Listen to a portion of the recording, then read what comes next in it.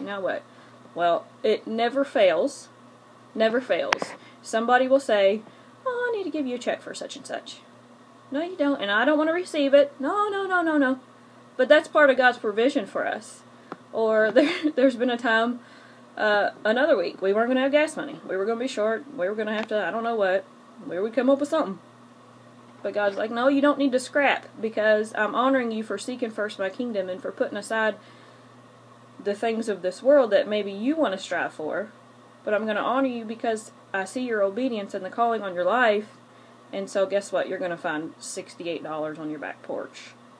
Random, right? But true stories. If you know me, I'm not a liar. I tell it like it is, even if it's going to hurt your feelings. I'm not making it up. There was another week, we had some fruits and veggies in the cabinet, but we didn't have any meat. So I'm like, okay, Lord, here we are again, broke. We ain't got no meat. What am I going to cook for supper? I guess I'll make some vegetable plates.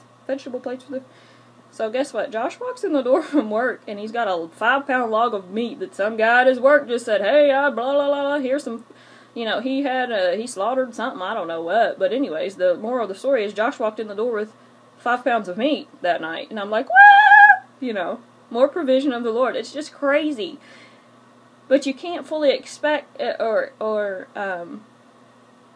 can't grasp the massiveness of God's love and provision for you until you're completely dependent on Him and completely, sometimes He's got to break us down like He did us. He took us through a process to where we could get to the beauty of His provision, and by Him just blowing our socks off every week. I need to write a book. I need to take time to write the book to brag on the goodness of God, because it's just crazy.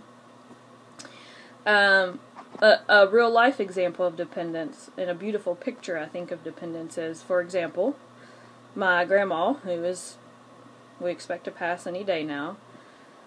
She's battled Parkinson's disease for a few years, and it has slowly taken her bit by bit, piece by piece, and she's just completely dependent on anybody else. She can't do anything for herself. She lays in a bed pretty curled up in the fetal position. She can't feed herself. She can't do anything. So my mom has done a beautiful job of honoring her mother. She took care of her in her home as long as she could, but then it became too much, and she's not a medical doctor, and she knew that her mom needed care beyond what she could offer, so she put her in a nursing home, as hard as that was for her. But she goes to her nursing home often and takes care of her. And she makes sure that not only does my grandma have her needs met, she has warm blankets and warm clothes, and she's being fed and blah, blah, blah, but she takes the time to rub lotion on her face and to put her makeup on, and she'll go shopping for her to buy her favorite color top, or some nice cozy house shoes, or, things that she knows would please her heart and make her mom happy. They're not necessities, but they're things that would make her happy. And that's kind of how I can see the love of the Father in that, because He makes sure that I have what I need, but He also, I'm His child. He's the King. I'm a child of the King. And He has endless resources, and makes sure that not only do I have what I need, but because I'm His child, He takes the time to give me things that would please my heart. That doesn't mean I'm a millionaire. I'm not. I don't care to be. I don't want to be. I think that's ridiculous. But that does mean I'm taken care of. He promises to take care of me. And because I'm His child, He likes to see me happy. And He honors obedience. And He also wants to give me the desires of my heart. So, He knows what I like. He knows I like gadgets. He knows I like electronics.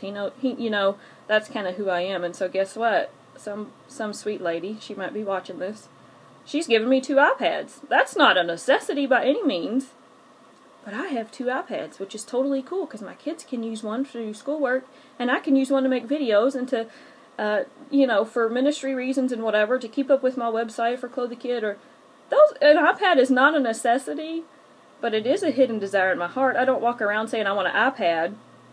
I don't know that I've ever told anybody I wanted an iPad.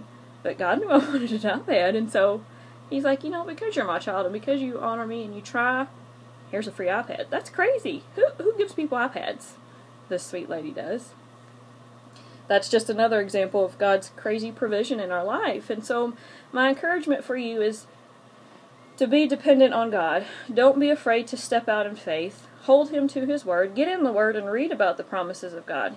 Trust in the Lord with all your heart and lean not on your own understanding. In all your ways acknowledge Him and He will direct your paths. It's so true. It is so difficult, but it's so true. And if we can believe it and hold Him at His Word, man, He's going to come through. And so I hope that my words and my life, I want to exemplify that and show that and encourage you to depend on Him. Trust in the Lord with all your heart. All your heart. Lean not on your own understanding. Living a life of faith does not make sense. You can write it out on paper. It doesn't make sense. I can say that from living it a couple of years now. A life, stepping out of the water. Okay, God, here we go. It doesn't make sense on paper. But I love that. It's like an adrenaline rush when you really, truly are living by faith and expecting God to meet your needs. Trust in the Lord with all your heart. Lean not on your own understanding. In all your ways acknowledge Him. That's a daily battle for all of us. I mean, we're here living in the flesh, so we have to depend on Him to give us the strength to depend on Him and acknowledge Him in all of our ways. It's hard because we've got the world all around us. But when we do those things, He will direct our paths, and it's so true. But it all goes back to dependence on Him. So I hope that made sense. I hope that's an encouragement to you. There's 1,000 other things I probably wanted to say. This is my 5th attempt at making the video. I need to stop now before Lila interrupts. But I just want to encourage you to depend on God. Get in the Word. Read His promises. Read about His provision. What He's going to do for you when you, in turn, obey Him. Love Him. Acknowledge Him in all your ways. Love Him with everything you are. Let it overflow from you. He's going to take care of you. So I hope that's a blessing. Hope you're having a great week. If you got any questions, send them to me. Thank you for the sweet words after the last video. Like I said, encouragement is a huge deal, especially for people in ministry or living different types of lives. Encouragement's a big deal. So thank you for the positive feedback. Hopefully next week I can post another video if the Lord sees fit. And have a blessed week.